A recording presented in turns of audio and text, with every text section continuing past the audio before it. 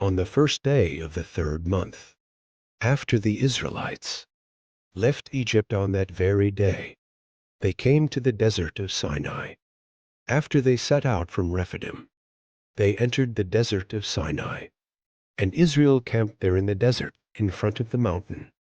Then Moses went up to God, and the Lord called to him from the mountain and said, "This is what you are to say to the descendants of Jacob, and what you are to tell the people of Israel. You yourselves have seen what I did to Egypt, and how I carried you on eagle's wings and brought you to myself. Now, if you obey me fully and keep my covenant, then out of all nations you will be my treasured possession. Although the whole earth is mine, you will be for me a kingdom of priests and a holy nation. These are the words you are to speak to the Israelites." So Moses went back and summoned the elders of the people and set before them all the words the Lord had commanded him to speak. The people all responded together, "We will do everything the Lord has said." So Moses brought their answer back to the Lord. The Lord said to Moses, "I am going to come to you in a dense cloud, so that the people will hear me speaking with you, and will always put their trust in you." Then Moses told the Lord what the people had said. And the Lord said to Moses, "Go to the people and consecrate them today and tomorrow. Have them wash their clothes, and be ready by the third day, because on that day the Lord will come down on Mount Sinai in the sight of all the people. Put limits for the people around the mountain, and tell them, 'Be careful that you do not approach the mountain or touch the foot of it. Whoever touches the mountain is to be put to death. They are to be stoned or shot with arrows. Not a hand is to be laid on them. No person or animal shall be permitted to live. Only when the ram's horn sounds a long blast may they approach the mountain."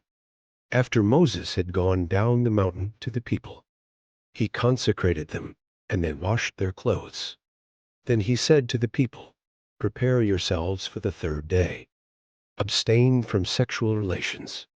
On the morning of the third day there was thunder and lightning, with a thick cloud over the mountain, and a very loud trumpet blast. Everyone in the camp trembled. Then Moses led the people out of the camp to meet with God, and they stood at the foot of the mountain. Mount Sinai was covered with smoke, because the Lord descended on it in fire. The smoke billowed up from it like smoke from a furnace, and the whole mountain trembled violently. As the sound of the trumpet grew louder and louder, Moses spoke, and the voice of God answered him.